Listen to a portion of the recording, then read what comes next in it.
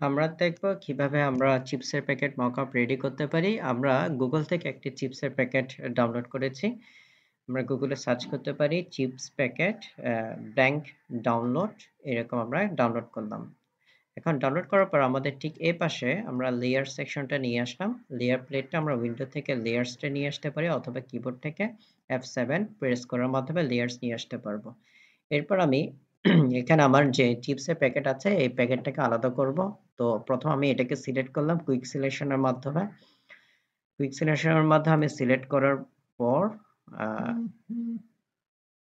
আমি এখানে কুইক সিলেকশনের মাধ্যমে আমার এটাকে সিলেক্ট করলাম। এরপর কিবোর্ড থেকে কন্ট্রোল জে প্রেস করব।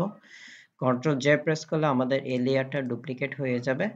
তো ডুপ্লিকেট লেয়ার হওয়ার পরে আমরা দেখতে পাচ্ছি আমাদের দুইটা লেয়ার হয়ে গেছে। এরপর আমরা টুলসের এখান থেকে আমরা রেক্টেঙ্গুলার টুল নিব এবং রেক্টেঙ্গুলার টুলস চাইলে এখান থেকে আমরা ফিল কালারটাকে চেঞ্জ করতে পারি বা এখান থেকে আমি অন্য কোনো কালার সিলেক্ট করতে পারি। এই কালার সেকশনটা আমরা উইন্ডো থেকে কালারসের মাধ্যমে এখানে নিয়ে আসতে পারি। এখন আমি এখানে ঠিক আমার চিপসের প্যাকেট যতটুকু আছে তার চেয়ে একটু বাড়তিও নিতে পারবো, সমস্যা হবে না। আমি এখানে একটা রেক্টেঙ্গুলার শেপ নিলাম। তো রেক্টেঙ্গুলার শেপ নেওয়ার পর দেখা যাবে আমার এখানে এরকম দেখাবে। তো এখন আমি এখান থেকে যে জিনিসটা করব সেটা হচ্ছে আমার তিনটা লেয়ার দেখা যাচ্ছে। একটা হচ্ছে আমার অরিজিনাল ছবি, এরপর হচ্ছে আমার চিপসের প্যাকেট, এরপর হচ্ছে আমার রেক্টেঙ্গুলার। এই রেক্টেঙ্গুলার এটাকে মাউসের রাইট বাটন ক্লিক করে আমি এখান থেকে convert to smart object select করব। এরপর আমি আবার মাউসের রাইট বাটন ক্লিক করে ক্রিয়েট ক্লিপিং মাস্ক ক্লিক করব। তো ক্রিয়েট ক্লিপিং মাস্ক করার পর দেখা যাবে আমার চিপসের প্যাকেট রেক্টেঙ্গুলার শেপটা চিপসের প্যাকেটের মতো হয়ে গেছে। এরপর আমি আমার এই শেপটাকে বা এই লেয়ারটাকে এখানে নাম দিয়ে দিতে পারি ইওর ডিজাইন হেয়ার।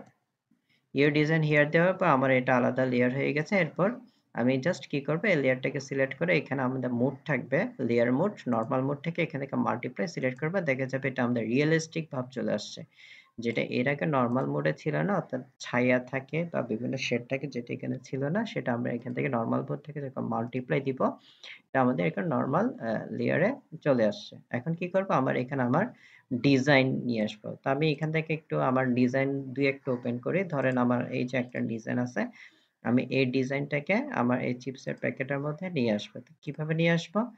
তো প্রথমে আমরা ওই যে যেটাকে আমরা মকআপ তৈরি করছি সেই মকআপের এখানে এই যে আমার লেয়ারের যে আইকন দেখা যাচ্ছে এখানে ডাবল ক্লিক করব।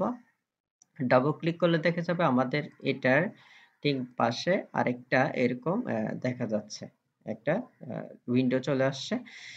প্রজেক্টটাকে আমি এখান থেকে একটা লেয়ারটাকে আমি হাইড করলাম। হাইড করার পর আমার এই যে ডিজাইন যেটা আছে এই ডিজাইনটাকে আমি এখান থেকে মুভ করে মুভ টুলের মাধ্যমে এখানে নিয়ে আসবো।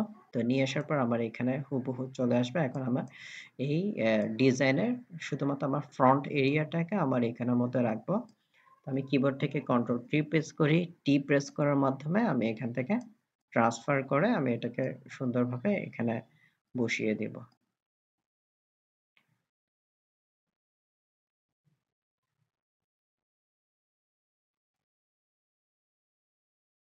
এটা আমার বসানো হয়ে গেলে আমি ফাইলে যাব, ফাইল থেকে সেভ দিব। তো আমার এটা সেভ হয়ে যাচ্ছে। তো সেভ হওয়ার পর ওই যে আমার এখানে চলে গেলাম। তো দেখা যাবে আমার ডিজাইনটা খুব রিয়েলিস্টিক ভাবে এখানে চিপস মকআপ হয়ে গেছে। এভাবে আমরা আমাদের ফটোশপের মাধ্যমে একটা চিপসের প্যাকেট বা যে কোনো প্যাকেজকে আমরা মকআপ করে নিতে পারবো।